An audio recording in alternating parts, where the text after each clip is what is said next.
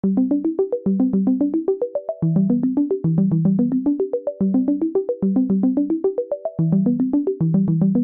and welcome to episode 164 of the Colby Cast, your place for community and conversation about pop culture and storytelling. We're in the thick of youth hockey tryouts here in Southern California, and that means that hockey has, once again, stolen Caleb and Luke from all of us. They're currently helping prepare a lot of hockey players, a lot of young hockey players, to get ready for this weekend's tryouts. So I want to wish the best of luck to everybody involved. But as always is the case when the boys' schedule is very full, I have been blessed with great friends and a great family plan. So in this episode, I'm thrilled to welcome back avid reader, awesome author, and the co-creator of Coffee with Kenobi, the one and only Mr. Cory Clubb. Hey, Cory. Hey, I'm so glad to be here. I'm so glad you contacted me.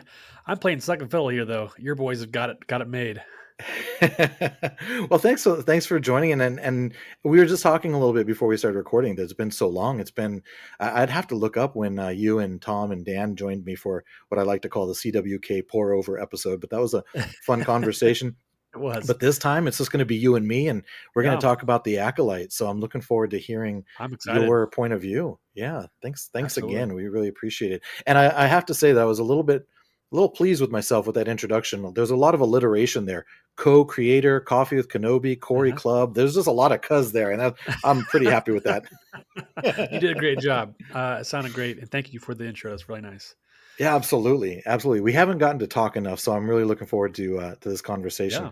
Yeah. One of the things I've been doing, I started it with Daz Davies and Frank Mulder just a couple episodes ago, was a Getting to Know You Star Wars edition. And this is something that I came across somewhere on, I think it was on Threads. And I think it's sort of fun, just a quick hit, just to hear where you are in your Star Wars fandom, just a quick, what's your favorite of this? What's your favorite of that? So if you're ready, let's go for it. Cause I want to hear some of your favorite Star Wars things.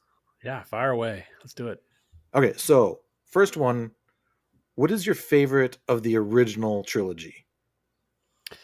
It's so cool to think that like we have original trilogy and it still stays strong. And I got to give it to Star Wars: A New Hope, just because it's the one that kicked everything off. It's the one that started everything, and so that's the one I always tell people to show people, Star Wars fans or non-Star Wars fans, for the first time. Got to start with the original. You can't go wrong with that. You're not going to get any. I don't know that you would get any argument from anybody with any Star Wars movie, but you can't go wrong with the one that kicked it all off. Right? That's right. Where would we be if that never came out? Like there would not be this franchise. I know exactly. I never got to see. I know you're a little bit younger than me, and I never got to see that in theaters. Well, when I was young, I saw it in the 90s when it was re-released. But I hear people, and I've talked to people that were in the theater in 1977.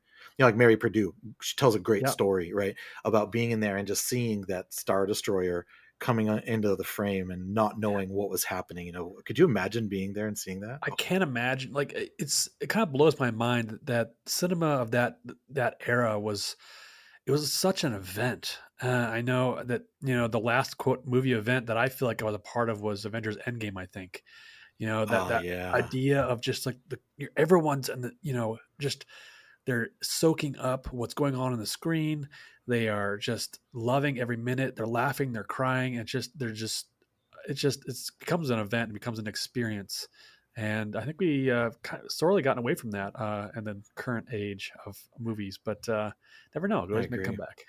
You took the words right out of my mouth with experience, that theater experience that has become more and more rare. And I agree with you. I think the one exception for me anyway, and I don't know if you saw this in theaters because it was sort of in a weird time, but I remember Spider-Man No Way Home being a great theater experience as well. But before that, it was definitely Endgame. Absolute. I mean, that was just such a blast. Oh, I love it. Okay, well, let's go backwards then, and let's hear your favorite of the prequel trilogy. It's different. I always feel it's different all the time whenever I answer these questions, where it's like, well, what day is it? What day of the week is it? Exactly. I'm going to give it to the Phantom Menace on this one, just because I feel like It still holds up. I remember seeing it in the re-release with my kids in the theaters, and they just got, like, super excited. They were super young at the time, and I think it still has that childlike quality of that cinema feeling of going and seeing something spectacular. I think, George Lucas had, really captured that spirit again. Maybe it's not everybody's favorite, and maybe, as an older fan, you're like, "Nah, it's not the greatest," but I still think it holds up for that younger audience. Mm, absolutely. And I love that that younger audience is now sort of they've found their voice in the world Mhm. at the age that they're at, and now they're so vocal in fandom that Yeah. the tide has really turned, not just on the Phantom Yes. Menace but the whole prequel trilogy, right? That it's become as loved as it is now, because it wasn't always the case. I loved it. I'm very fortunate to just love all Star Wars. Like, I just become 8 years old again when I watch it. Yeah. So that was the same case with the Phantom Menace. But you're right, and especially with all the love it's been getting recently because of the anniversary and the re-release. I mean, Yes. that thing made $8 million in Isn't the that weekend crazy? that it came. $8 million. It was like the Yeah. number 2 movie that weekend. Yeah, it's been out for what, 20 years? Yeah, so Yeah, it's crazy. great. Yeah, I love it. Okay, and then how about your favorite of the sequels? So you're gonna see a trend here. I'm gonna go with Force Awakens, the first of each of those trilogies. Again, because I think that reignited, a lot of fans coming back to theaters, wondering what's going to happen next. And I still get that goosebump feeling from that movie. It has all the right beats. It seems like it's a newer, faster version of A New Hope, but it's its own thing too. So I'm going to give Force Awakens that medal there on that one. Again, I love that answer, and Daz Davies gave the same answer. So I love seeing the love come back for the Force Awakens, and it had such a difficult task. Yes. Relaunching Star Wars is no easy feat, and Right. it did it with flying colors. Like, I think it gets A pluses across the board. So entertaining, so fun, so lively, but also at the same time very dramatic. The Mhm. tension and the stakes, learning these new characters, revisiting the old ones. It JJ Abrams really hit a home run with that one when he Yeah. relaunched it. It's great. Very good. All right, so then overall, and I would imagine, let's include Rogue One and Solo, because those are Star Wars movies. We won't limit it to just the Skywalker saga, but overall, what's your favorite Star Wars movie? Surprisingly, I'm really, when you asked this question earlier, I got thinking about it. I was like, I keep turning back to Rogue One. I don't know what it is about that movie that really, I feel like if you've never seen a Star Wars movie and you want to go watch Star Wars, well, what's this all about? You don't want to go really, I don't want to get in this deep, crazy conversation about what these things are. This is the movie for you. Rogue One lets you dip your toe in the pool of Star Wars and allows you to have fun. It hits the right beats, got some lively characters, it's got some fun action, intrigue, all the big space stuff. And doesn't make you don't have to worry about seeing anything else. You can sit down and go, you know what, I'm done. I had my Star Wars and I'm good, and be okay with that, because I think that delivers that very well in a franchise that kind of doesn't know what to do with itself. So when it came out, it was like, okay, what was this going to be like? This is all new to us. There's no crawl. There's no, um, you know, where's this? We're going to sit in the timeline type thing. This is a kind of Right. a risky move. So, but Rogue One, I feel like I watch that almost every year, and for around Thanksgiving for some reason.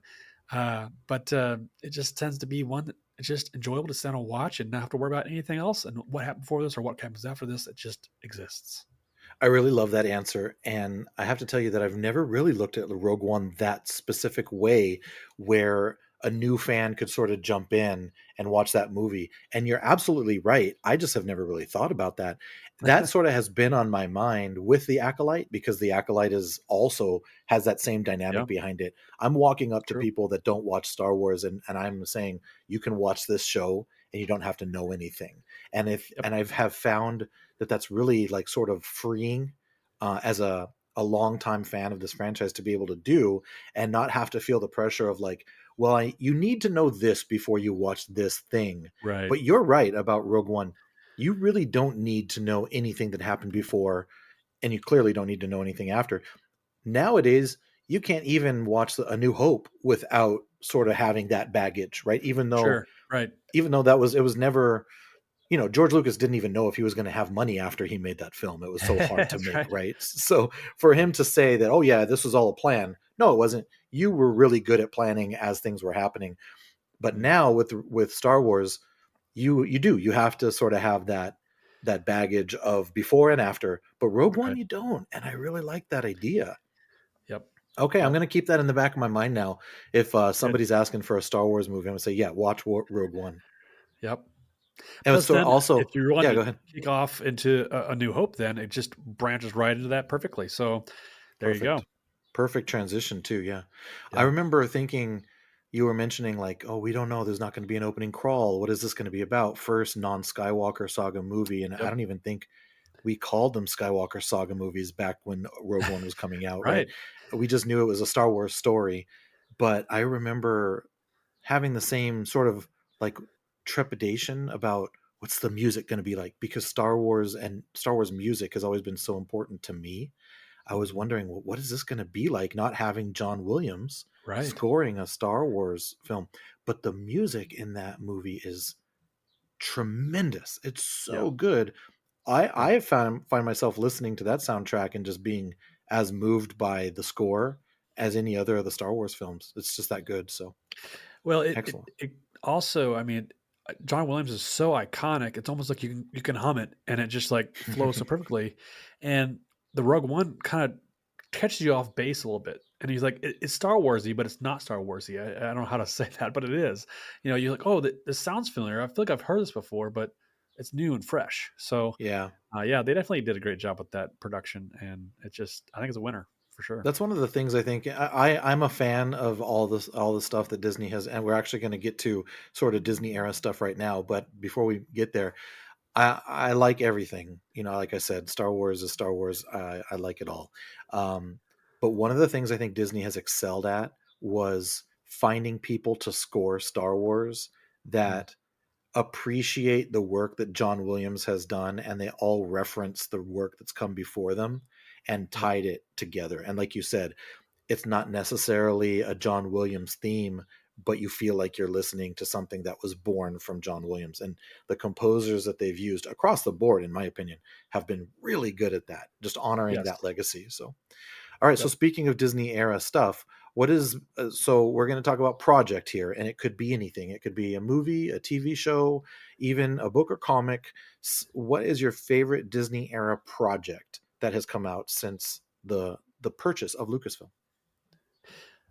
This was an easy one for me. I kind of like was going down your list, like, oh, I know exactly what this is going to be, and it's the Mandalorian.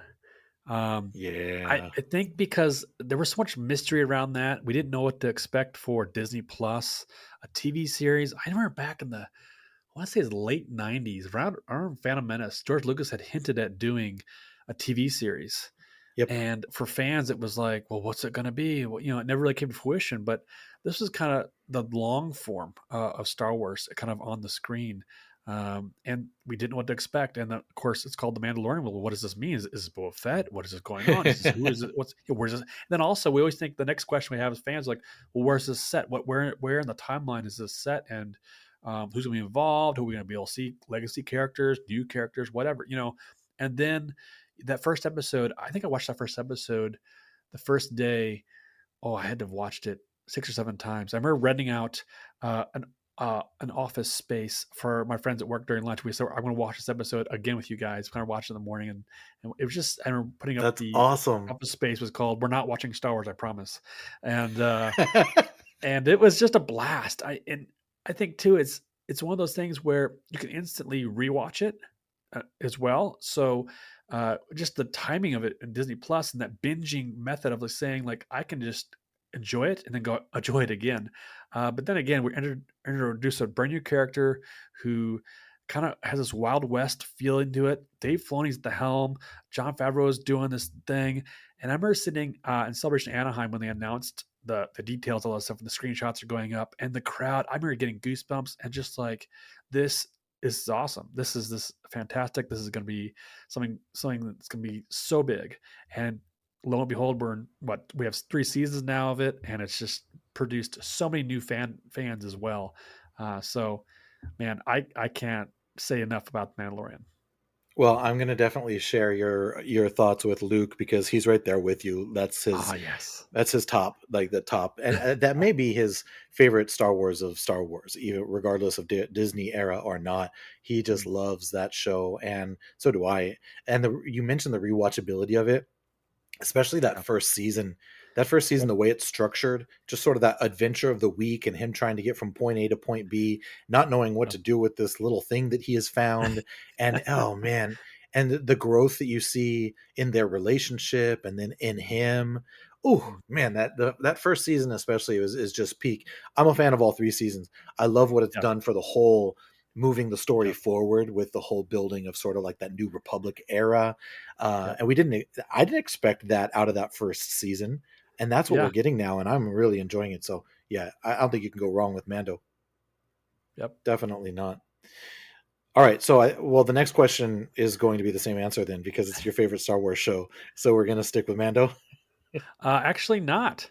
I debated, picking Mandalorian again just because of, like, those reasons, Oh, I but like it. All right. I put down Andor, Okay. and I actually this surprised me because whenever this was announced, I was like, "How you can tell a story about Cassian Andor before Rogue One? Like, what meat on the bone is here? Like, what do we have? What story do we have to tell?"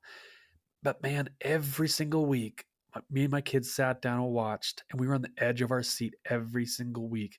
And once those end credits cut in, and it was screaming black, and then it cut the credits, we are like, oh, because it was just so intense and so exciting and so character driven. It's some of the best TV I've ever seen. I'm not discounting Mandalorian, but I think this was just like really came out of nowhere. I was just like, I did not expect this. It's fantastic. I cannot wait for part two or season two for Andor. But man, I still think back to that like the characterization that they've done and the dialogue and just everything. It's just fantastic, and I'm so glad they made this. Edge of your seat viewing, not just appointment viewing, right? But That's edge of right. your seat, like, and then that monologue, right? Oh, from Luthen Yeah, Rail. Luthen. Yeah, man, that's, and then the whole Kino Loy and the prison arc, and Yeah. then the eye, right, when they're Mhm. on that planet doing that Yep. heist. Gosh, just ooh, yeah, so good, so good. And you're right. And another thing where I think it's structured so well. Like we had, what was it, 4 arcs of 3 episodes, if I'm not Yeah, that's mistaken, right. Mhm. just really super tight, beginning, middle, Yep. end, move to the next one, beginning, middle, end, and it all flowed so well. Gosh, that was so good. It's so funny as we sit here and talk about this, like we could literally pull any of these up and just watch it and Yeah. just be happy. I Just know, be happy. right? And it sets that's the thing too. I know we're gonna get into Acolyte, and of course they've got Ahsoka and stuff, but like I feel like there's a bar being set, Oh yeah. and so it's difficult for these creative teams, I think, to take something brand new and say, "Okay, I'm gonna do something a little bit different here. I'm gonna try this. It's a different era. Here's some new characters. Here's that, this, that." And and we'll get into this, I'm sure, but it's got to be difficult. I can't imagine trying to get hit after hit after hit on the level for everybody. Yeah. So just the way it is. I mean, unfortunately, it's the fandom will do what they do. They will. They sure will. And then, like you're mentioning, do you want to be that showrunner or that director who's responsible for the one hit that Right. doesn't move, or the one show that doesn't move Sure. forward with that streak? Because they've been, they've had a quite a good run, sort of like opposite of Marvel, right? Because Marvel has had their hits and misses with the Yes. Disney Plus stuff. But I really feel strongly, and I think that people agree with me, that Lucasfilm has not. They've been consistently good. Now, you may think some projects are better than others, but it has been consistently good. And I would not want to be the person in charge of the one clunker, you know? Yeah. Well, I mean, they're definitely detailed. I mean, the fact that they've got a legacy they're building off of, and it's just like you gotta have a perfect balance, and you have to be able to, even if it's episodic, like we're talking about these TV shows, or if Yeah. it's a big on the screen adventure experience, you gotta know what you're doing, and you gotta Yep. be able to bring the ideas and everything lining up I don't say perfectly, but to a point where it's giving us something new and meeting those expectations, then exceeding those expectations. And that's not easy to do. Well, you definitely know what you're doing. You can, you're a pro here. You can tell that podcasting experience, man. It's just shining through. You're bringing the goods, buddy. Bringing it. All right, the next few are fun and quick. Favorite Sure. droid? BB-8. I love his Oh, I love design. it. It's so cool. I was almost say like a classic droid, but I was like, no, I need to go like something brand new. And I remember they brought him out on the floor for Anaheim. And I was just like, how are they doing this? Like, how is this droid staying up? So it was just cool. He was cool. They call him the soccer ball droid, all the kind of stuff, and his little noises. He's just like, I want to go on an adventure with him, but being my sidekick for sure. Blew my mind, all that. And I think you're copying from Des Davies' notes because he also chose BB-8 as a favorite droid. I love it. All right, who's your favorite Jedi? I'm going Qui-Gon Jinn. I find I have more in theme with him being a father. He's patient. He is wise. I try to take that kind of direction in my own life. And it's just something that's I need as a dad of 5 kids. So it's definitely something that I'm seeing as I get older. I see his wisdom shine through. Absolute best Jedi voice too. I think you can't beat his Anakin, voice. Anakin. Yeah. Anakin, Anakin. Oh, so good. How about your favorite Sith? Okay, I'm going to throw a curveball here. And I did a little research I thinking like, love hey, it. what is my favorite? And I've got, you don't have a video portion, but I'm going to hold something up so you can see it. And this is Oh, I the love visuals. character. Absolutely. This is the visual of Darth Malgus from the Old Republic video games. Now, Yes. I will admit I've never played the game, but I love those cutscenes. If you've gone on YouTube, there's a bunch of cutscenes that stitch kind of together. There's some books out there that also that stitch together the Old Republic storylines, and he is just like a force to reckon with. He sacks the Jedi Temple and starts taking a bunch of Jedi's out, and so he's got a really cool backstory, and it's really interesting. He looked kind of Darth Vader-ish. He was kind of a little bit of rip off, but he's definitely an evil dude. I like him. He's cool. I love the look. I love that look that you Yeah. just. So if you're listening to this, definitely Google. You said Darth Malgus. Darth Malgus. Malgus. Yeah, that look is tremendous. He's a force to be reckoned with Yeah. by no doubt about it. Excellent. Yeah, definitely Yep. Google that and check it if you're not familiar with. I was not prepared for that answer, and that's why I love these questions because I always get something that I'm like, oh, because I really have actually sort of stayed away from the Old Republic stuff, just because I sort of hold out hope that someday we will get some kind of a live action Yeah. interpretation on that, which is sort of funny because Leslie Headland is sort of running around talking about how she's always sort of wanted to do that. So who knows? I know there's always been rumors out there. Star Wars fans were always used to rumors. So, Of course. yeah. So, but I actually I was not familiar with that character. So cool. Yeah. He's got such a cool look. All right, then how about your favorite ship? When it was on screen and doing its thing, it was the best. Razor Crest from Mandalorian. They blew it up. Spoiler alert. But I just love that was like his like traveling apartment. And also the first So one to have a good. back tube that we know of, right? So I mean, who's flying around space needed to use the back tube and doesn't have one. So there you go. He's can all you imagine? prepared. I can only imagine like Favreau comes walking into Lucasfilm. He's like, I got an idea. Hear me I want to out. make this show. It's going to be The Mandalorian. And here's my one ask. You have to give this to me. That's right. I want to address the situation. The That's right. what is it? The elephant in the room. That's right. Too funny. Too funny. I loved that whole shtick right there. And you're right. The Razor Crest. Ooh, when that thing bit the Awesome. dust, it was like losing a character. It was like that's how I felt. Yeah, I'm not a huge fan of the N1 either. I mean, it's cool. It's like the sports car of the Star Wars universe. Yeah, but not nearly as practical. Not nearly as I practical. don't think But so. boy, Yeah. where it gives away practicality, it makes up in style. That's right. my favorite ship is the Mando's N1 Starfighter. Nice. But the Razor Crest, and then let's not get off topic too much here. But the Marauder too. Oh my God, Yeah. why do they make us love these ships? And then I all of don't a know. sudden, oh boy. How about your favorite planet? Don't say Alderaan. After talking about Razor Crest, what's your favorite planet? It I love Aderon. No, I went with Scarif on this one because I'm feeling like I'm in a need for a vacation. It's the Paradise Planet that the Empire take over. I Yeah. mean, what better place to great place to pick for the Empire to set down their roots and take hold. I mean, if you got to put a big tower of basically file cabinets, digital file Yeah. cabinets, what better place to do it than Scarif? That's also my answer. That's such a Oh, beautiful. cool. I would love to. I would love to just go relax, as long as there aren't any AT-ATs walking around or stormtroopers. Maybe Yeah, pre-Empire Scarif. that's right. Sign me up. So Well, I guess then, that planet's gone too, right? I it guess I didn't depends think on about that. how much had they dialed up the Death Star is my question. Like, did they just take out True. that True. vicinity? Is it just a big crater now? And Right. what did Yeah. that do to the ecosystem? Lots of questions. How about your least favorite planet? I went with Camino on this one. Man, Oh, it's okay. unmapped. It's lonely. It's one big ocean. It rains all the time. Like, what am I supposed to do here? Go visit the local museum of the clone factory? Like, No, nothing. good luck. No thanks. I No love how thanks. you I'm just gonna included go the there. fact that it's unmapped. I never thought about that. Horrible. Like, it's It's the like you can't back even find it. through.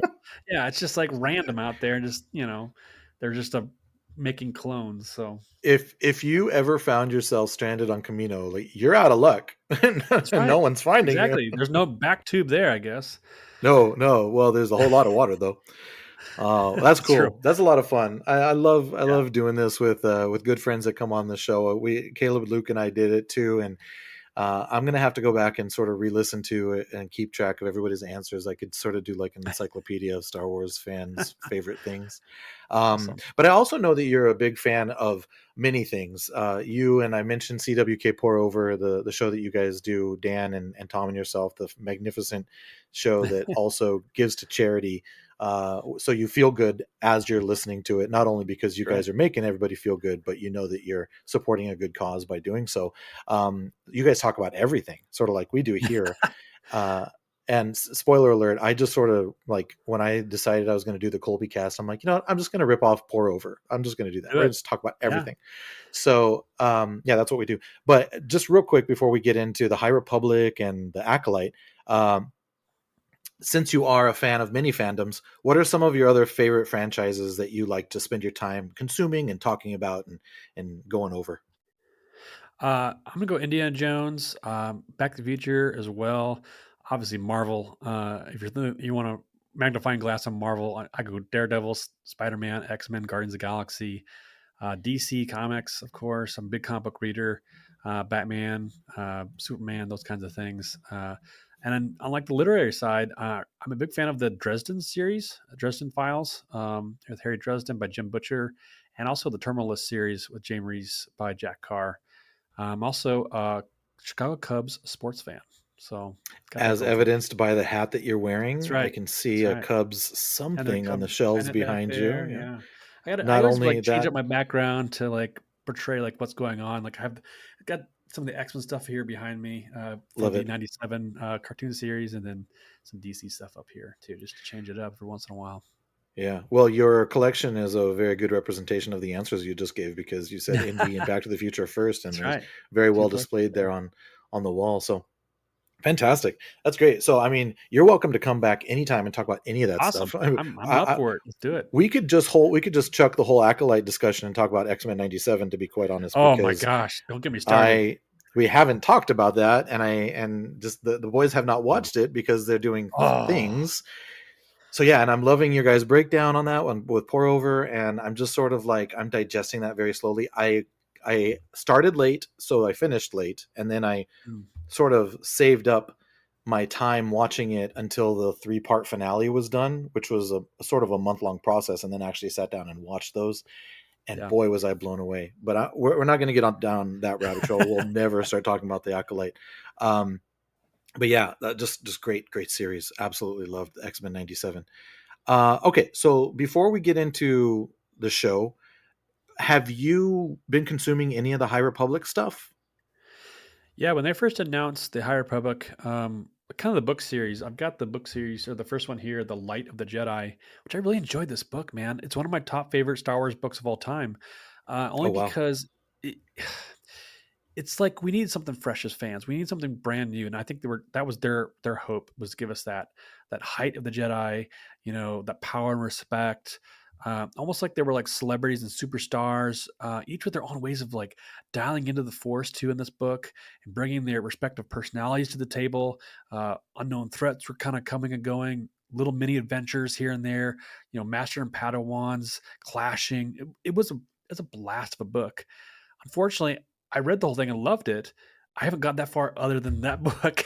It's a lot to consume, It and, sure is, yeah. it's just I'm also not a huge fan of, like, consuming one thing and then, like, "Okay, go read this comic now that's kinda like has a fills in a gap here, and go read this little book over here and fill in the gap over there," and I wanna, like, bite-sized chunks, and so I like you said, like, sometimes it's like, well, okay, I need a gap of a summer to just really consume these things, Sure. and a chance to sit down and do a lot of that, and so that's where I'm coming from for kinda getting into Acolyte. That's where my head is at a little bit, so, that's really all that I've got to bring, coming into this series.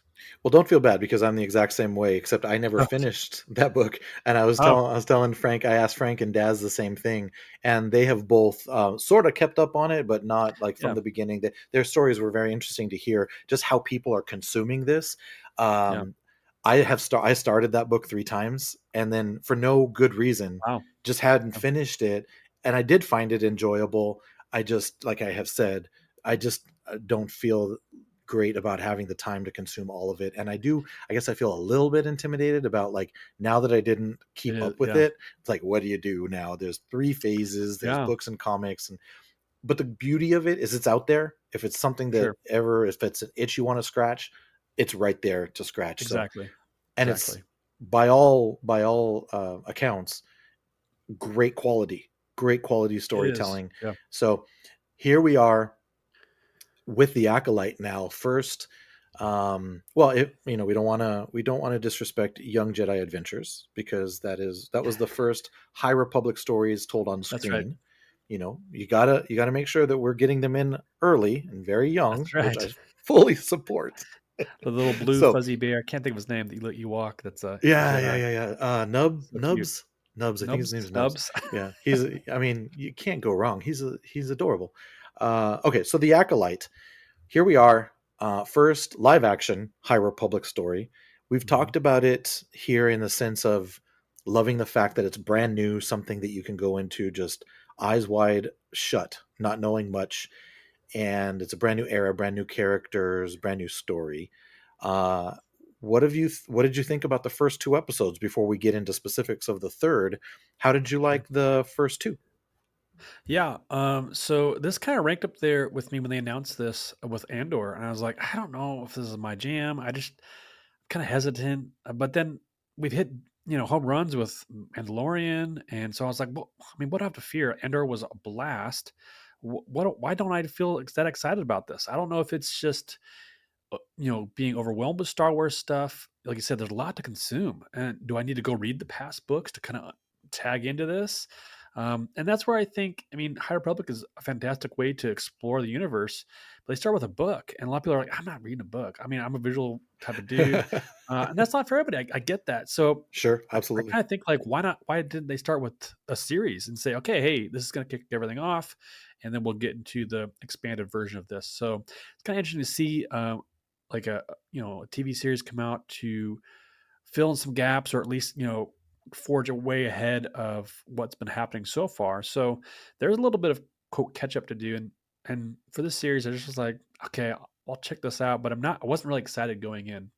And I heard mixed reviews a little bit going into it, and that was probably a Yep. mistake. But to each their own. Um, I always think going into something like this, and this goes for every franchise too.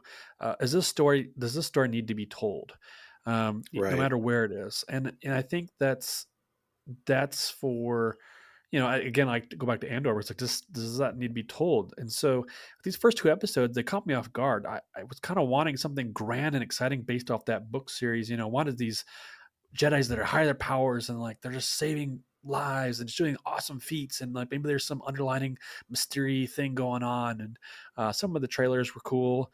But the first two episodes kind of were lacking for me. Okay. Stories were a little bit slow. Acting was kind of wooden, kind of slow. And again, like getting into new characters like this, and especially in like that whole like very heavy Star Wars themes, which are like the Force, Jedi, and Sith. Like those are like your top three ideas when you say Star Wars. People think of that kind of stuff, and so you're diving into that like dynamic. It's like, okay, this is some heavy, fandom things here, and so it gets heavy really fast. And so I was like, man, this is like I gotta have like brush up on what I know about this, and also, are they portraying it in the right way? Mm. Some of the conversations they had in those first two episodes, like I was like, what's going on here?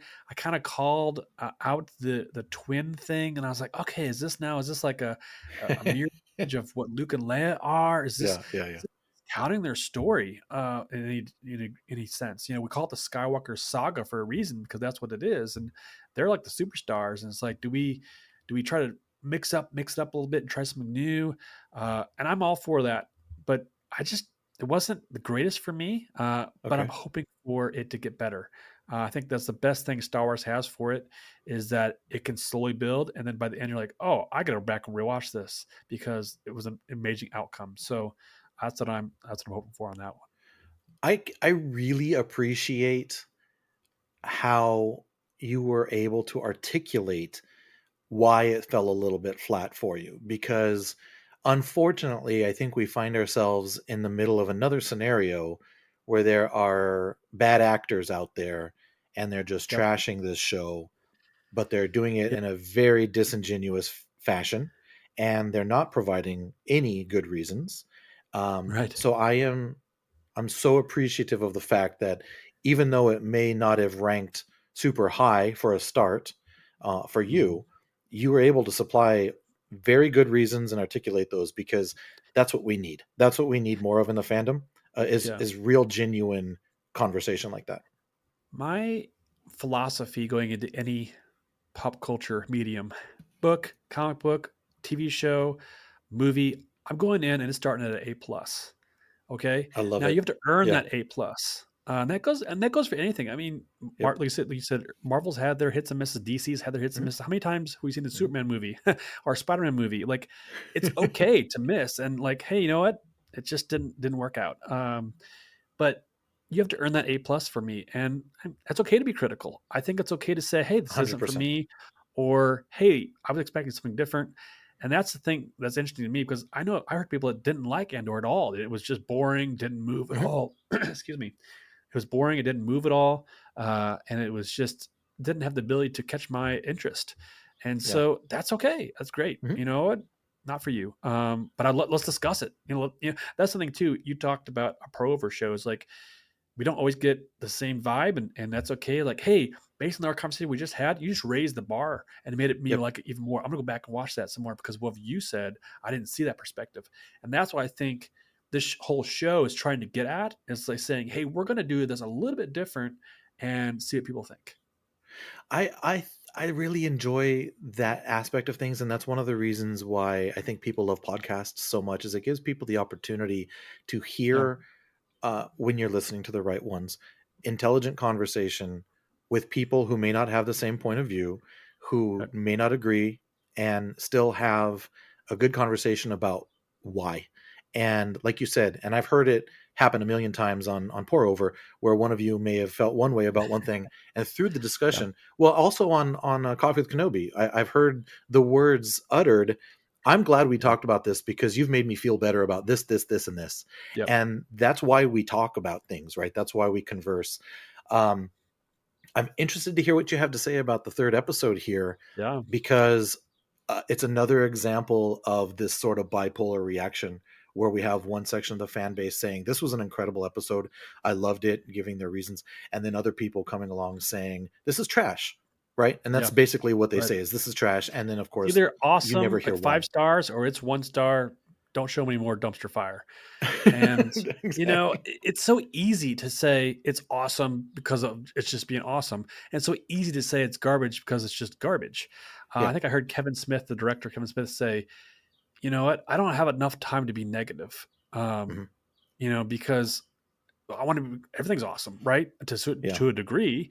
Maybe Yeah. it's not your awesome factor, but it's, it's just the way it is. So it's like, I think also as Star Wars fans, we're getting so much Star Wars content. Why would you ever shut that fire hose off?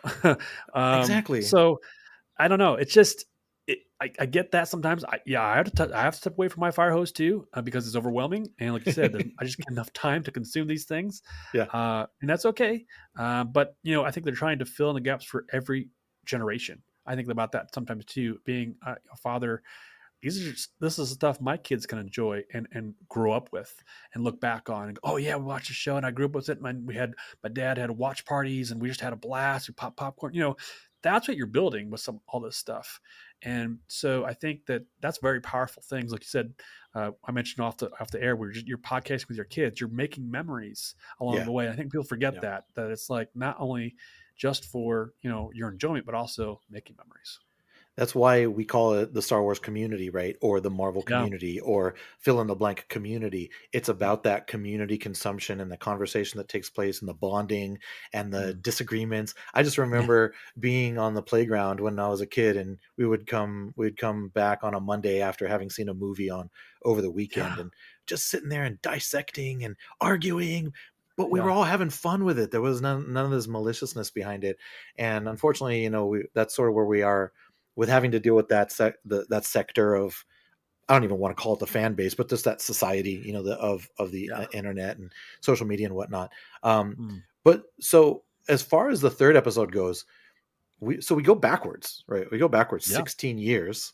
Mhm. I figured we were going to be getting some fill in the blanks kind of stuff. Yeah. I even talked to Luke about it last week. How much I hate that I love the fact that they. Oh, before we go on, Sure. I did want to give us our spoiler alert for episode 3, and really for all 3 episodes of the Acolyte. I think we've been pretty good at not spoiling anything, but here you go, spoilers for the rest of the Okay. conversation. Spoilers. We're in spoiler territory. I talked to Luke last week about how upset I was that they killed Carrie Ann Moss in 5 minutes. Uh, Right. I was upset by it, but not in the fact that I'm going to turn it off and trash it on the internet. I was Oh, upset right. because I was excited to see her in Star Wars because I'm Mhm. such a big fan of the Matrix movies and Trinity as a character. But I love the fact that what that does in the first 5 minutes of the series is it puts you off guard and it puts you off kilter, and you're Yeah. worried for everyone that you see because no one is safe, right? So I hate that they had to do that, but I love that they did, just because of what it does for the story. But Luke brought up a good point. He says, "Well, maybe you'll get her in some flashbacks," and I'm like, "Oh, Yeah. that's true." Well, so from that point on, I'm like, "Okay, we'll probably have some flashbacks. That makes sense." I was not expecting an entire flashback episode, but I was sort of happy that we got it.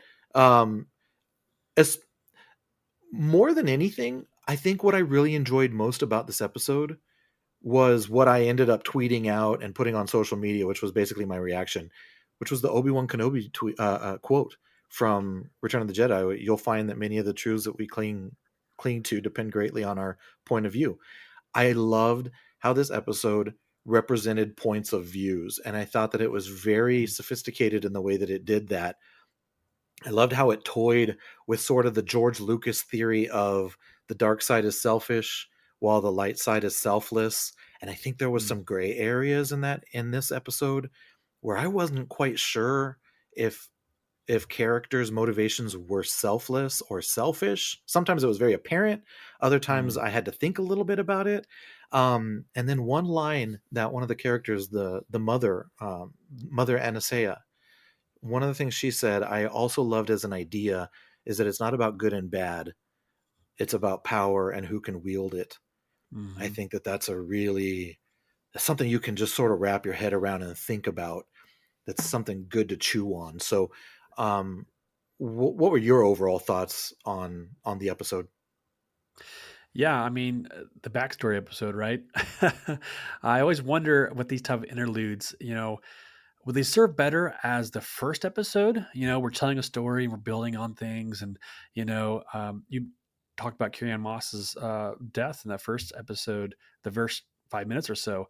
Would that have come heavier? Have it had it been? the second or third episode, and Sure. that's Yeah. just all about storytelling, right? It's almost like saying, I've told you all these things, but by the way, let me tell you something that happened before that. And yes, there's conversations that happen, you pick up on things along the way. And so um, it's a little weak, in my opinion, just because if I was in charge, not that I would be in charge, I would have done it differently. I would have different, I could see all the pieces on the table, and the picture of the puzzle pieces aren't necessarily fitting correctly, uh, just by the way they're laying that out. And like you said, like I think this is such a heavy episode based on the Jedi and Sith lore, the Force lore, how, like you said, how each user might benefit from using the Force or the thread, which is really cool. Um, and then, like as fans, we kind of have to figure out, okay, do I side with Jedi? Do I side with Sith? Oh no, wait a minute. Now there's this gray area. Now we've just explored something brand new. And I want to bring up Ahsoka a little bit because she was the first one to kind of talk about that gray Jedi, that gray area, Yeah. and Dave Yeah. Filoni introduced that, right? So now we're Yeah. kind of getting the gray area of the Sith, right? We're supposed to kind of root for these people and the conversations they're doing, and the the coven and secretness of it. But overall, this is some heavy stuff, just from the character's perspective of children being involved. What should be, what's the universe kind of doing? What's the ability to, do the right thing? What is the Yeah. right thing? And that comes down to, family and, future. And that's what this whole episode explores. But does it explore it in a really satisfying way? I don't know. We'll see, I guess. We will see, and that's one of the reasons why I love that we're able to talk about this kind of stuff, because I think at this a surface level, this is Mhm. such a simple story. This is It just is. really a very, very straightforward. Osha wants to be a Jedi, Uh-huh. and she doesn't want what her family wants, basically, which is for her to be a witch. Mhm. And May takes very, very desperate exception to what Osha wants. And there it is. There it is. Yep. That literally the story. It's Yeah. almost like the call to adventure, right? That we love to talk Uh-huh. about, Yep. right? With Luke Skywalker, call to adventure, and the refusal, and then the acceptance, and that kind. Osha sort of, I get the idea that Osha gets this call to adventure sort of like in a internal type of way. We don't know how she knows about Jedi. She doesn't know how she knows about there's this galaxy out there but she wants Yeah. to explore it. She wants to see it. We don't know why. We don't need to know why, to be honest. We just know that that's what she wants. And that's where the conflict becomes. But in this very straightforward story, I feel like they presented it in a way that you can get really, it's very layered. Mhm. It's more complicated than what it looks like on the surface, right? And that's what I Yep. sort of did. I started to look from different perspectives. Osha's perspective is very much, I want to be a Jedi. Yeah. I want to go out. And Mhm. and this is actually one of the things that I was confused about that I referenced. Um, is that selfish? She wants to Mm. leave her family, right? Is it selfish? And at first I thought to myself, wow, she's sort of being selfish. But if you start thinking about what George Lucas was saying about the light side being selfless, the dark side Mhm. being selfish, um, I had to sort of think about that. And I thought back to A New Hope. I thought back to Luke Mm. Skywalker. We were all rooting for Luke. We were ready for him to get off of Tatooine, and he wanted to get off of Tatooine, right? He wanted to go Yep. to the Imperial Academy. Uncle Owen said no next season, and he deflated. We deflated with him, and I thought to myself, why am I not applying that to Osha? So then I Yeah. changed my mind and I applied it to Osha, and I said, okay, Mm. she doesn't want to she doesn't want something for her at the cost of someone else. She just Right. wants something for her, and I think that that's a difference. Now, where May, on the other hand, she wants to prevent that from happening because Mhm. she said it herself. Everything I need is here. Her family is there. She was looking Yep. forward to being a witch. She wanted to go into leadership as she grew. And she was so selfish to the point where she was willing to take life to Yeah. accomplish her goals. And I guess that's Yeah. the difference, right? Yeah. Yeah. It's so interesting that you applied Luke's mentality to Osha. Um, the way that Luke, I believe, wants that mentality to go off do something great, flying, with the academy and whatnot, is because the the outside forces are coming in at him, right? And he knows what's going on. He knows there's a better cause out there to be a part of.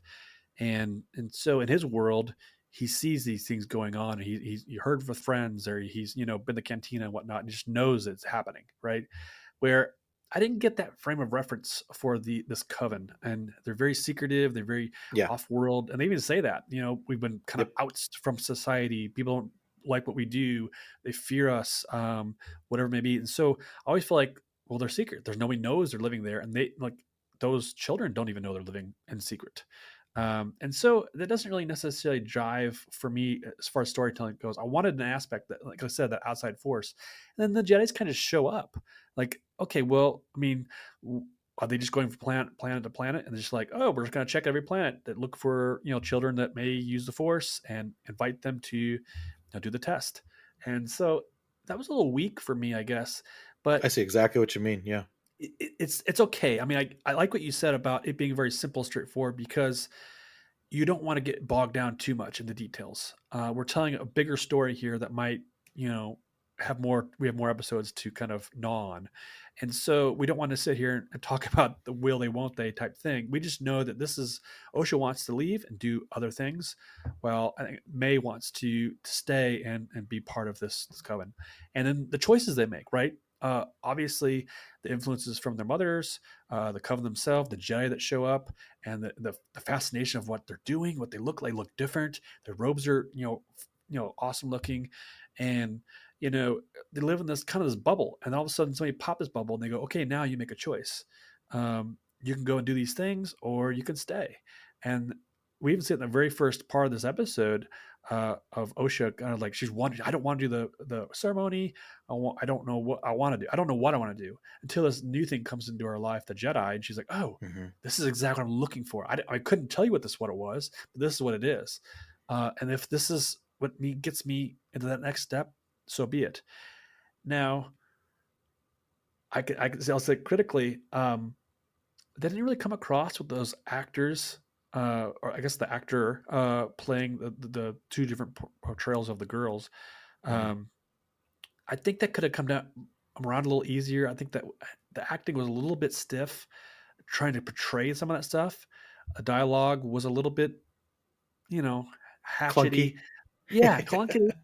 I mean, I don't know. It's just like you want them just to have some emotion, have some like, oh, I could just desire so much to just do something different.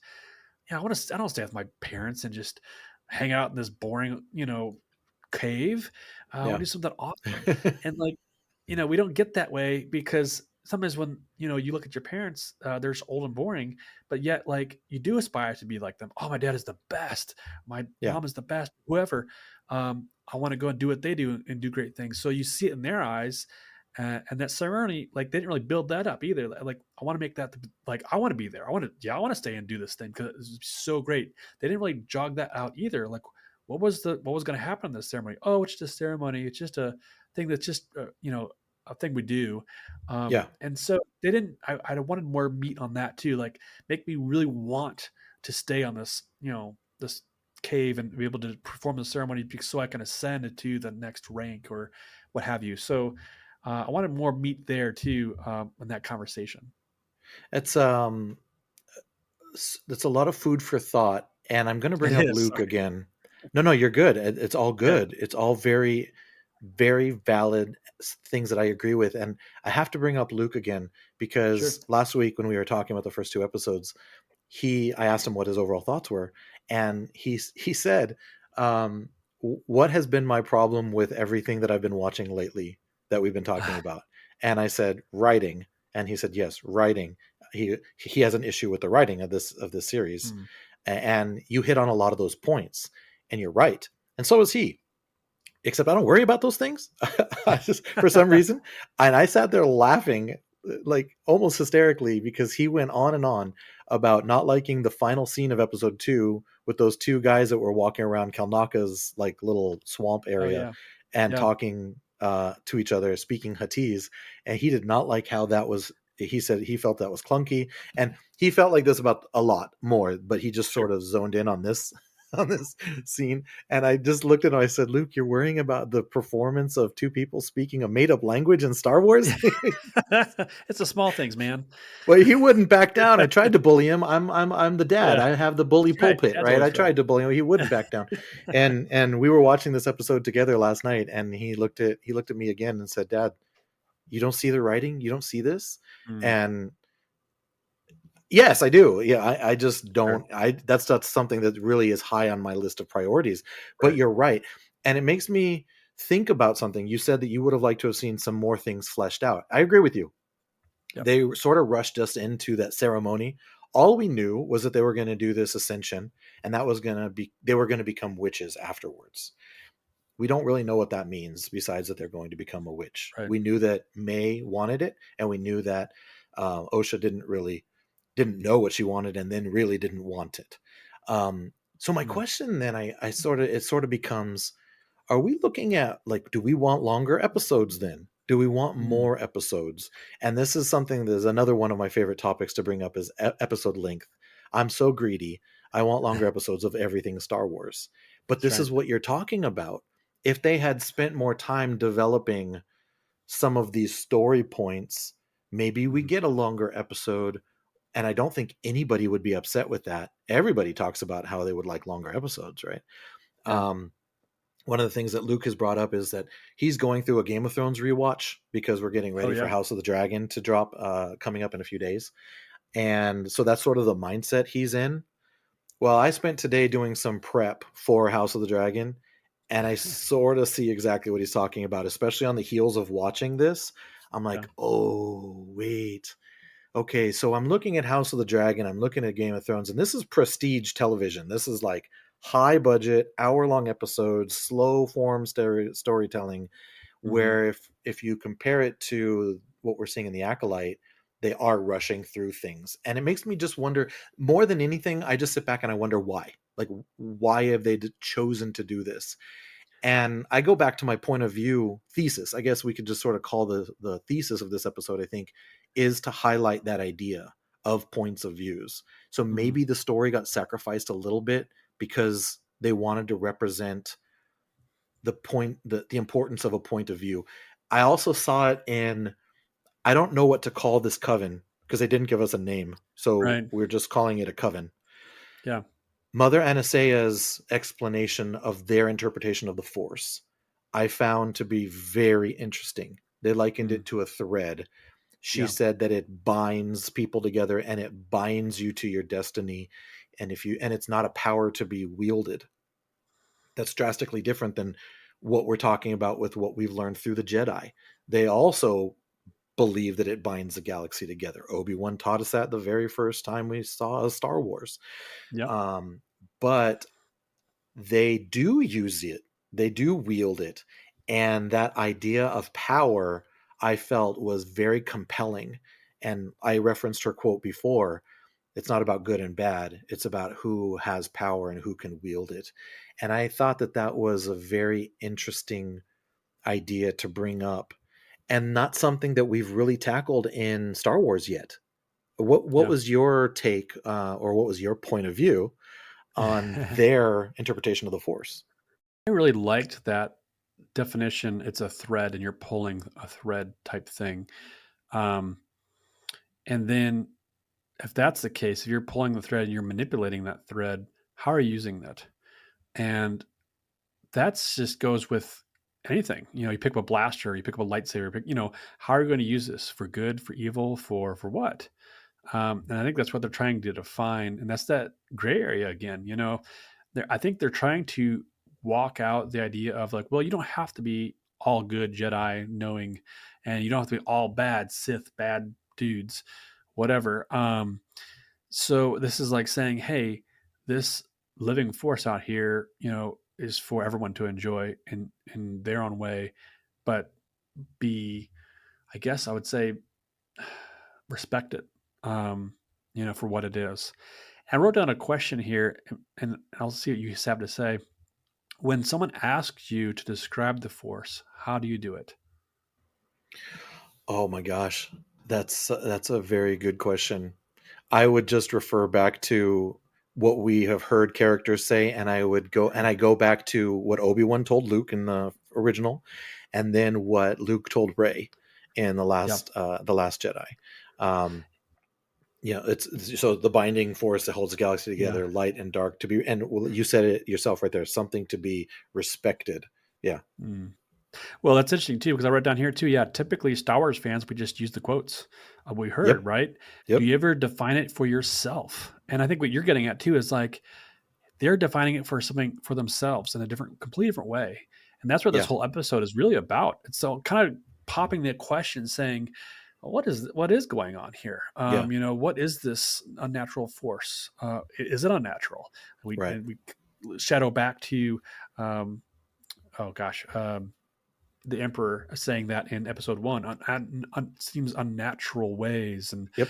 what can divorce do? We've seen it heal to pulling ships out of the sky, doing crazy things, and I go back to the High Republic book where they were like they could like hear the Force as music in certain things, and so like it's almost like different for everybody. It's like if I ate a sandwich and you ate a sandwich, we're both going to be like, oh, it was really tastes good. I could taste the cheese. I could taste the meat. And you might say, well, I could taste the pickles and I could taste the sauce. And like, Yep. so it's really different for everybody. And I think that's what they're trying to explore here. And it's just as fans, we're like, whoa, wait a minute. I only know the quotes side of the Force. And so you're rattling my cage a little bit. So, it's hard to take. It's It can be interesting. jarring. It can be It really jarring, can and be. And I because think it's that's very, everything about this show is very new, and like what we were saying, like exactly. brand new character stories. Yeah. We have a brand new interpretation of the Force. Something that I think George Lucas and the previous creators, previous to this show, have always Mhm. done is sort of steer clear of defining what it is, so it can be this sort of mysterious thing that they Yeah. can use how they want in their stories to tell. Right?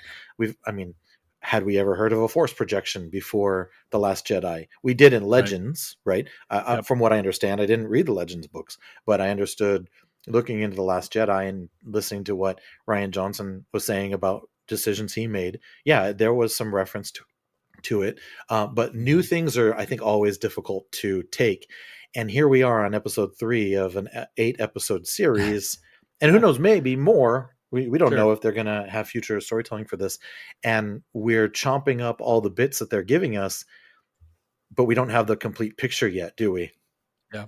And that's Yeah. And okay. And that's okay, because even if things are not quite reaching maximum potential, uh, we're still able to give it its due diligence and speak in an intelligent manner, uh, yeah.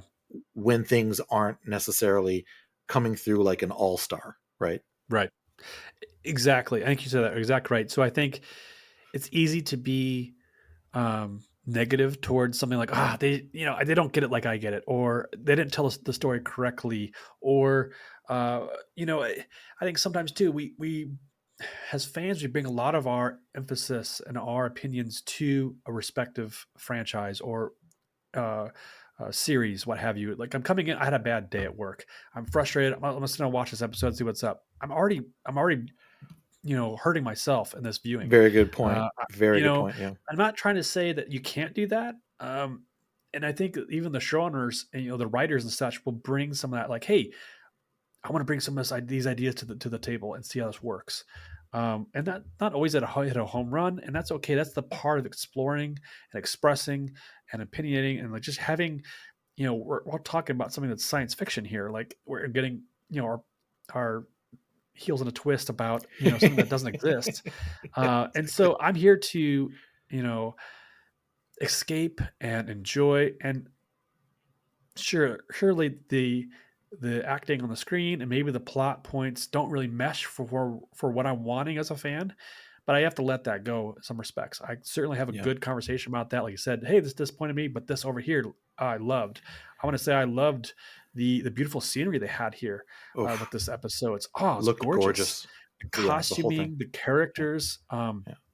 just the way that it was like set up, and it brought us to a new planet. The spice creams, a brand new treat in the Star Wars universe, was a lot of Which they fun. have tweeted they have now released the recipe to make Oh, spice creams. I'm not sure good. if you saw that, but Star Wars, the official account, I'm sent sure out the Disney will pick recipe. that up, So put it in the Disney World fairly Yeah. soon. Let's hope. Let's hope. Um, we're hitting all the points that I was hoping that we were going to hit, but Awesome. there's two more things that I wanted to ask you about Sure. before we end. First of all, the major focal point of basically what this whole series has become, which was the death of all this entire coven. Yeah. May lights a fire in an effort to keep Osha from leaving. Um, it I will When I was watching this the first time, I found it to be very confusing. Very Mm. confusing.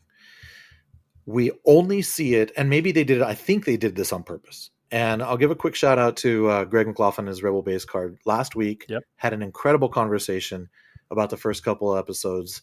Greg and Greg Cass, as well as we mentioned Mary Purdue and Jen Subchachai Bankard, and joined them and had a great conversation. If you haven't checked it out, check it out.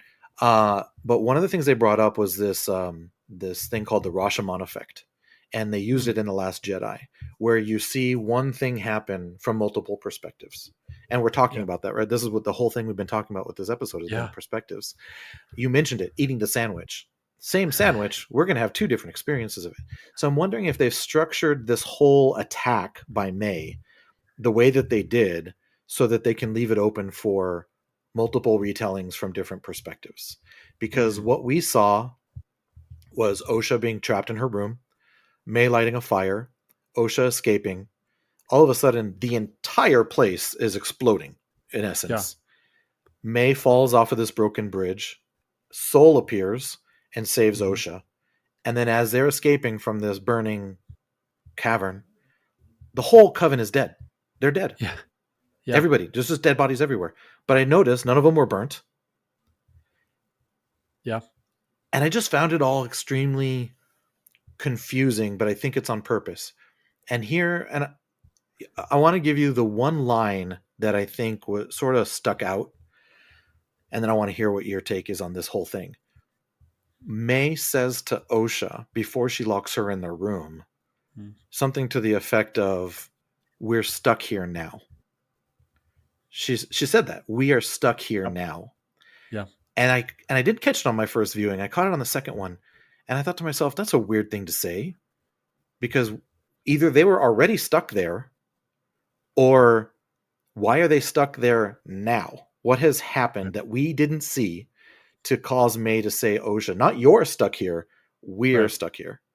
Yeah. So it makes me wonder, not getting too far off into the speculation territory, but did she do something before she ever showed up to that room? Did she Mm. do inflict some kind of pain or do some kind of an attack on that coven before she showed up to stop Osha? I don't know, but I just feel sort of confused that the fact that this whole coven was wiped out off camera. Hmm. None of them were burnt, but they were all engulfed by this fire. So I don't know. What's your take? Help me understand, Cory. Oh, I wish I could. I love the idea of it being from a specific perspective because that's what it is. Osha is trapped in her room and she's using her wits of mechanics to escape. Um, and then she kind of just appears on the Bridgeport there, and they, you know, uh, have a disagreement. And but like to your point, like I always expected just the room to be on fire, but then the whole place is going Whole up in flames, place, and yeah. the main reactor or whatever you want to call it is on fire and exploding. Hmm. And then Soul shows up, like, well, where has he been? He looks, he's out of breath. Like, he got there somehow, and we also don't see any of the other Jedi, but we know they all survive, right, from the previous two episodes. So we know going into episode 4 that like, oh, all the four of these Jedi are going to survive, and we also know the two girls are going to survive. We know that already. Again, like going back to my thought of like, could this have been the first episode and really put the stakes out there? I don't know. It's kind of an Good interesting point. storyline. Good Um, point. and then we get to the sister or the coven are all they're down, they're out.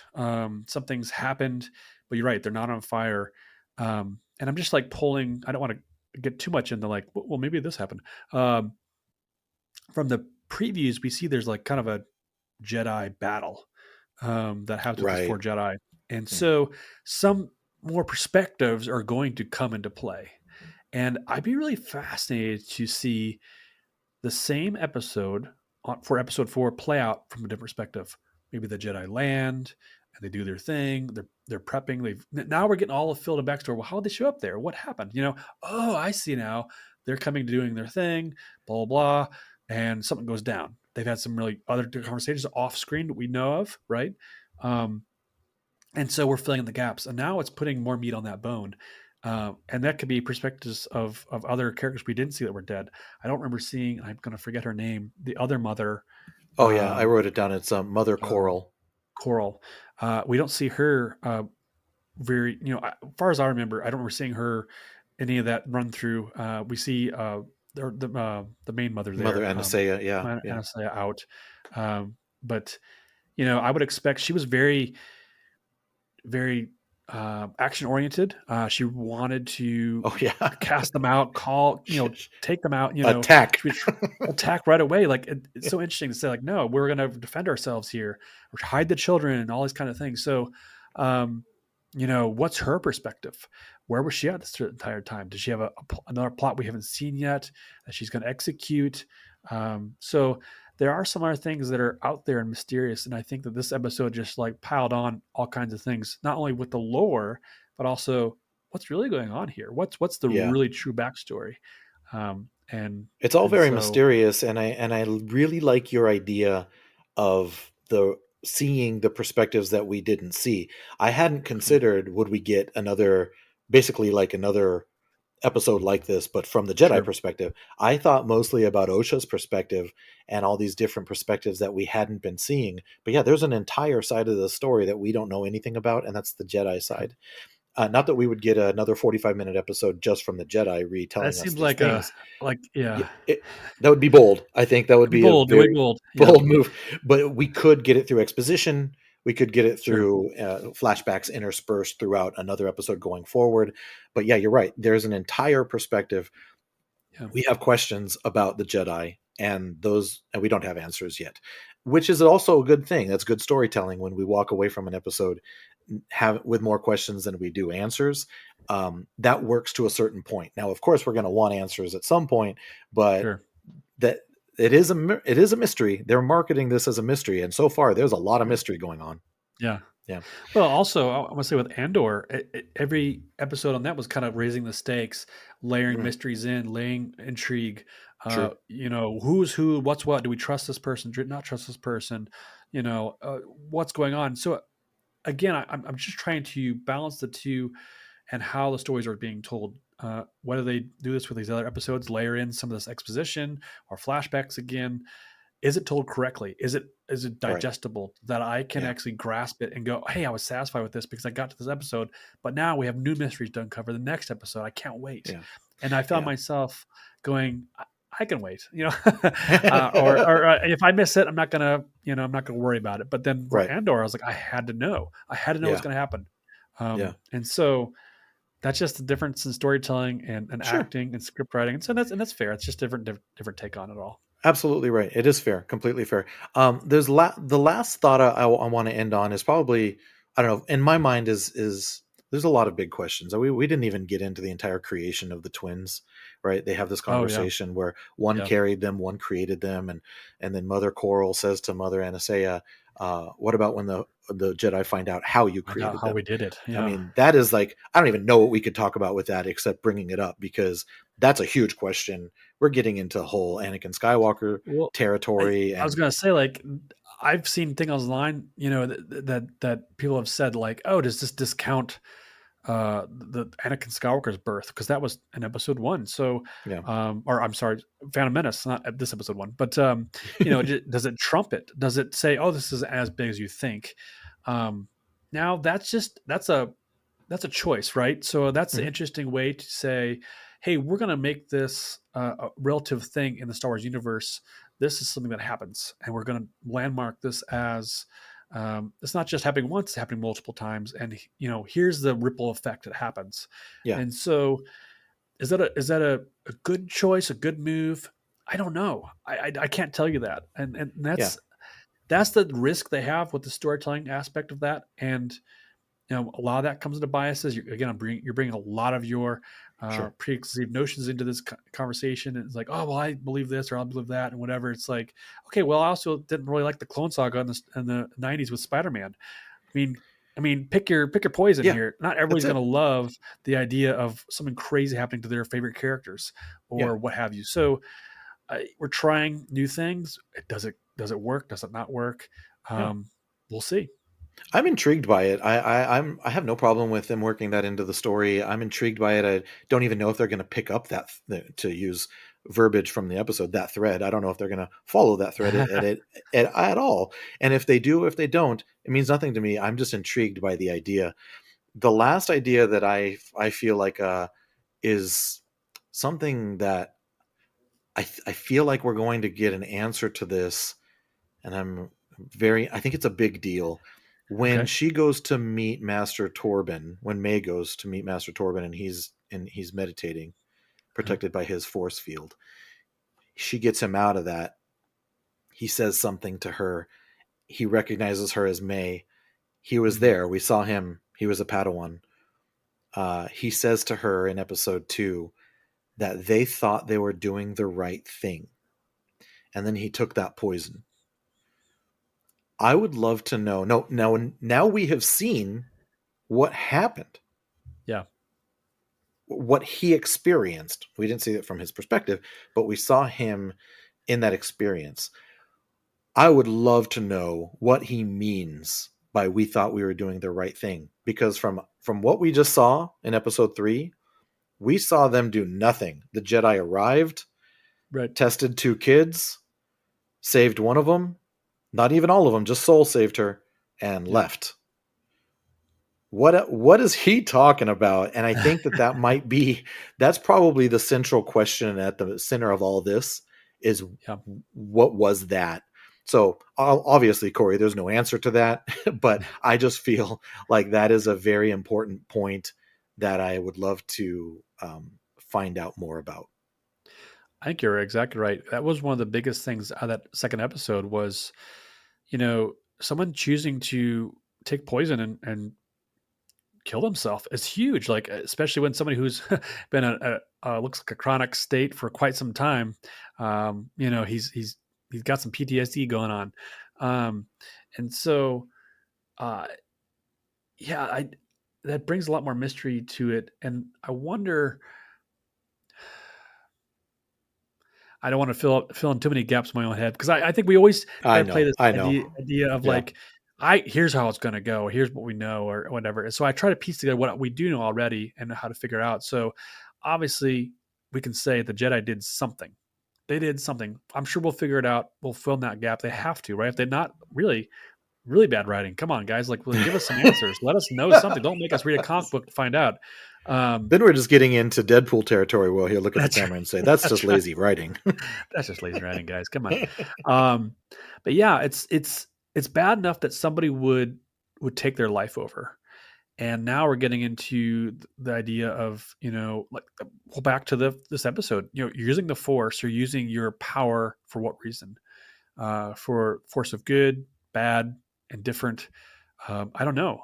And obviously, we know that not all Jedi are good. We've seen it multiple times. So maybe this is the start of that. I think everybody thinks that, oh, the Sith are just, they started out bad and they're always been bad. But what if they started out good and went bad? We've seen that. Well, it's just like we've seen back and forth all the time. And so I would hope that we get a twist that we're like, oh, I did not see that coming. Yeah, And it brings out some of these characters' true nature. And even though we want to root for them, I know that's the hard part is like, oh, I love this character because they're awesome. And yet you find something about them that's not so awesome. And so that's a blow. It stinks. yeah, But I would hope that there's a twist that we can look back and go, wow, that was worth it.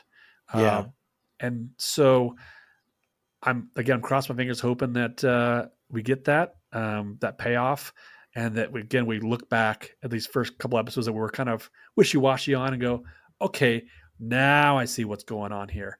yeah. What a payoff we got. There is a feel. At least I'm getting a feel for a lot of table setting, a lot of Yeah, seeds being planted, and like you're referring to, are those seeds going to grow into something, and do we get a payoff on that? Because Yep. it seems like they're spending a very large amount of time setting things up for later reveals. So let's hope that Yeah. those reveals are going to be worth the wait. So um Yeah. did you have any final thoughts or anything that we didn't get to that you wanted to talk Um, about? I should put a lot of good quotes out of this. It's interesting that she tried to fail the test. That was kind of interesting. Yeah. And then also, I wanted to say that Soul, his ability to, I wrote down, he went, like when she first met him, he gets down on kind of one knee and gets down to their level. And like he's instantly, speaking to them and, saying, hey, is this a choice you want to make? You could tell he's got such a good heart on him. And at the bridge scene where he wrecks her and grabs her, pulls her up, he's struck with like, oh man, like I know something happened here, and I didn't want this to happen. You can tell in the acting, excuse me, you can tell in the acting that something's going on, that maybe the Jedi are disagreeing on something, but Soul's character is shining through every time he talks to them, and he gives them that choice, and that's the reflective of the mother that gives them the choice as well. So we see sides that are maybe, yes, they're heavy Jedi, but also they're like, hey, you know what? I believe in the Jedi way, but also, we should give folks, children, a chance to do what they want to do. And same thing with I don't guess I call them the Sith side or the darker side, that, we want to do something, for the children, let them decide what they want to do as far as making a choice for their next step on their life. And so it's interesting because we don't get a clear picture of that. No, And I we wrote don't. down that the witches are, I don't know where to place them in my own canon in my head. Like, they're not totally evil necessarily, but they kind of lean, they're Sith leaning, if you will. And so that's interesting itself. And then one last thing I have here, as far as when the fire breaks out and they're disagreeing, I was like, where are all the adults? Like, Yeah.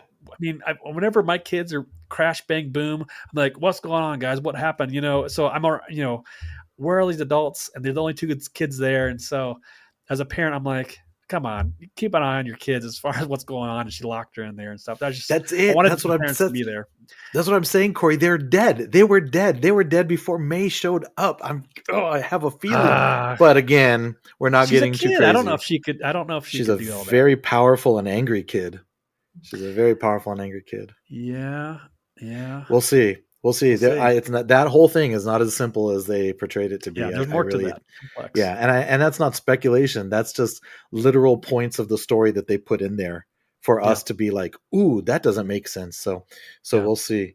But you're right about. I agree with you about Soul. Every scene he's in, I'm captivated. I'm Yeah. a big He's fan of that great. character, and the actor Lee Jung Jae is just killing it. He's just Oh, really doing a I read magnificent something that job. he had to learn English, or at least aspects of English to do that role, which I think is fascinating. I saw the same Pretty thing, cool. and It's cool.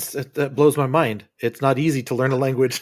No kidding. And not only that, but like to reflect it in your acting too, like, right? It's like, okay, I got to say these words in a different language, but also with emotion and perspective and, Yep. height and low. And so kudos to him. It's He's doing a fantastic. great job. He is. Every time he's on the screen, I feel just this emotion that he's conveying through his facial expressions and the way he's delivering his lines are just man, it's top notch, really top Yeah, notch. So excellent.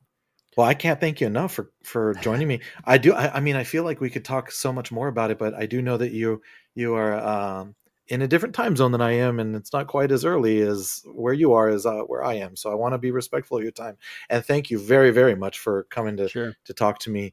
Um, where are you at? Where can people find you on the internet so people Yeah. can reach out and say hi if they haven't already? Absolutely, yeah. If you want to catch me up on Twitter, tell me your thoughts on this episode. Let me know what your favorite Star Wars movie or TV show is, or anything. Like I said, I mentioned I follow all that kind of stuff. So follow on Twitter at Cory Clubb, just how it sounds, two B's at the end. Or email me CoryC at coffeewithkenobi.com. Magnificent. Well, thank you again, Cory. As I Yeah, said, it's man. been too long having a chat with you. I'm so glad that we were able to find some time and talk about this episode. I found our conversation to be super enriching and just very thought provoking. And I appreciate what you bring to the fandom and to the Star Wars community. So, 2 thumbs up for you, buddy. Thank you so much. Well, thanks, man. Yeah, of course. And thank you all for listening. So, for Cory Clubb, this is Colby reminding you that there is one secret of success. It lies in the ability to get to the other person's point of view, at least according to Henry Ford. You can find the Colbycast on Twitter and Instagram at the Colbycast. If you're wordy, like me, you can send an email to thecolbycast@gmail.com. Please subscribe to the show and leave a review on your favorite podcast app or wherever you listen to podcasts. This podcast is not endorsed by anyone or anything for that matter. It is intended for entertainment and informational purposes only. All original content of this podcast is the intellectual property of the Colbycast unless otherwise indicated. That'll do, Donkey. That'll do.